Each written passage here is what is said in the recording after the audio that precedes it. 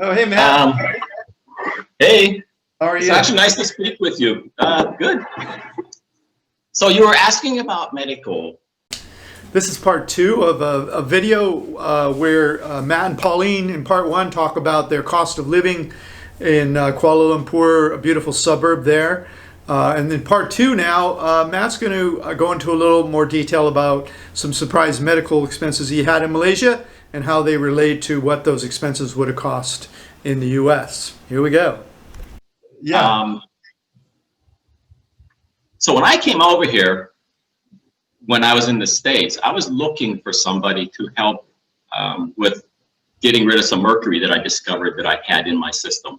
Okay. And it was over here in Malaysia that we happily found a guy, a practitioner, he's an MD, who has a clinic that has clinical experience in exactly that area, getting mercury out of people's bodies without doing more damage. And so we've actually had a lot of medical bills, all out of pocket, but you know, I don't think this is covered by anybody's insurance program, so it's going to be out of pocket no matter what. Yeah. And it's not inexpensive. Like last year, between the two of us doing some of it, we spent about 60,000 US. Wow. Yeah. But it's, you know, it's a cost trade-off. You invest in your body to take care of it, and you get rid of the toxins that you're carrying around that are undermining your health. We are older than you too. Yeah, I'm 62, and Wow, you guys look great. Thank you. and the other thing is, you know, there were a couple of surgeries that popped up, and you know, so we have information on that too. Okay. But again, that was out of pocket. But the thing here is, it's like, I'm not wealthy. You know, I saved up a little bit for retirement, but none of this would be possible in the US. Right. In general, when we compare prices, it's probably a factor of 4. You know, what we're paying here is a quarter of what we would be paying in the US. Yeah.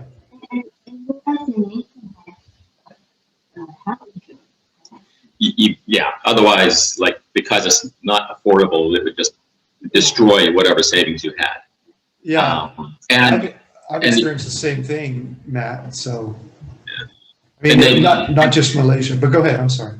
Yeah, and on top of that, not to be bashing the US, but this kind of practitioner does not exist in the US. They're not allowed to exist in the US. Yeah, right. So anyway, that's the medical thing. Yeah, That's good. yeah. And then Good point. you asked about the visa? Yeah, the visa, right.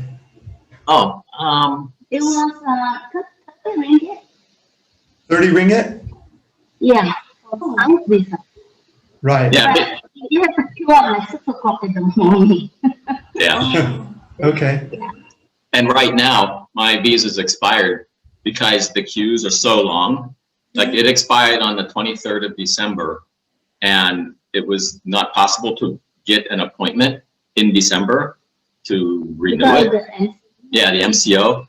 And so we actually drove to Shah Alam and Putrajaya and got the same direction from both of them, saying, like, just go online, and you have to do the online, there's an app that they created for scheduling. And so we tried that, and it was like, fail, could not get a scheduled appointment. And then finally, when we were at Shah Alam, one of the people there said, go on at midnight and look for the 17th of March at the time. And it happened to be like the 17th of January, or no, December, when we were there asking. And so it's a 3-month is the maximum lead time on how far out you can schedule an appointment in their system. So what you have to do is, it's like the call-in, you know, for the prize at the radio station. The first 10 callers gets a prize. Well, first, you know, however many appointments they have slotted for that day, if you're one of the first, whatever, dozen, then you get one of those slots for that day. And after that, it just keeps you from even trying. Wow. So we finally figured that out, and we're able to get the appointment for like the 18th of March. Oh, good. So what they're saying is you just keep that a printout of the appointment along with your passport. So if you get stopped and they're asking you questions, having that appointment along with the expired passport visa makes it okay. Okay. Yeah, a lot of that's happening around the world because, you know, flights are not always available. Airlines don't always have available seats if there are flights. And so visas around the world are just in crazy time right now. Yeah. And so I think, you know, knowing Malaysia, my experience is consistent with what you heard from the immigration official. You just tell them that story, and, you know, worst case, you'll probably pay a penalty or something. I doubt you'll even pay that, though, honestly, but let us know how it turns out. You can't go in. What do you? I'm not too worried about it. It just seems like a queuing problem. Yeah. So where are you from in the U.S.? What part? I grew up in Pennsylvania, outside of Pittsburgh. Okay. But I've been living in the Massachusetts-New Hampshire border near the seacoast. So like there's a town of Amesbury, Newburyport, Portsmouth, in that area. Right. Where are you from? Sorry. I'm from California. That's why I asked Matt, because Matt has what we call in the U.S. a radio voice. You don't know where he's from because he doesn't have an accent. A radio voice. He has a radio voice. Yeah, it's a very, I have a Malaysian voice. It's an accentless voice. So yeah. No words hint where he's from. So we hear that as Californians, if we're not using surf terminology like whoa and this kind of thing. If we just speak straight English, people don't know where we're from. So that's his voice. I think they know where we're from, right, Ching? What? They know what country? Oh, the two of you? No, they always miss out me with Korean, Japanese, and China. Same. Yeah, but never Malaysia. But China, is close. My grandfather is from China. I'm Chinese. Yeah, so were mine. I have to admit, it took me a couple of years to be able to discern with some consistency and success a Japanese versus a Korean versus a Malaysian versus a Chinese person. Malay, Chinese, Indian. Yeah. Any other thoughts you want to share about Malaysia or other experiences related to this?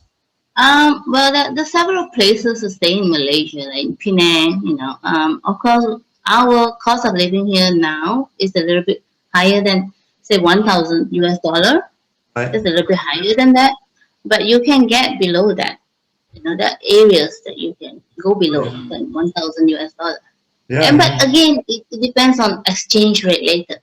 Right, of course, and inflation. Yeah. And the other thing that's like before we moved here, we were living in a place that the rent was 1,600 ringgit a month. So that's quite a bit less. Yeah. And, you know, it had a parking slot in the garage and one swimming pool, two swimming pools.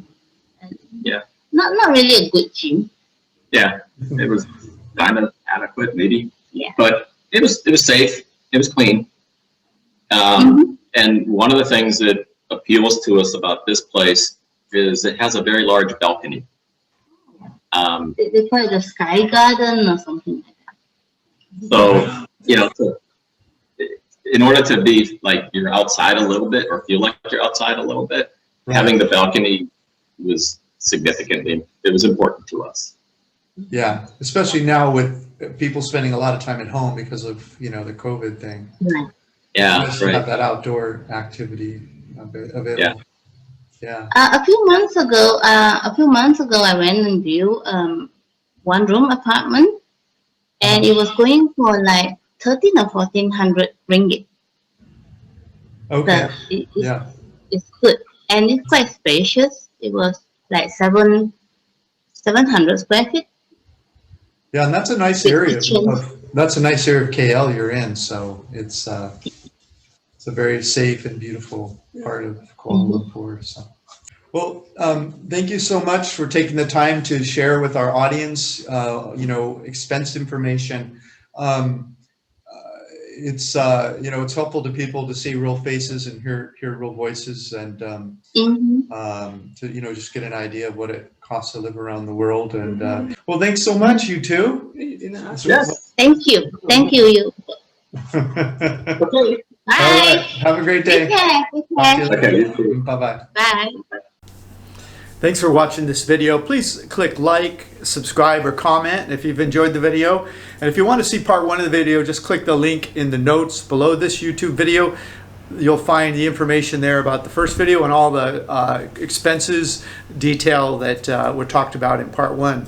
Thanks for watching. Click the link in the notes below this YouTube video to get a copy of all the resources described in this video and a free copy of my ebook, How I Fired My Boss and Traveled the World. And while you're there, check out our 80 Retire Cheap reports and the course that teaches you how to make money as you travel the world.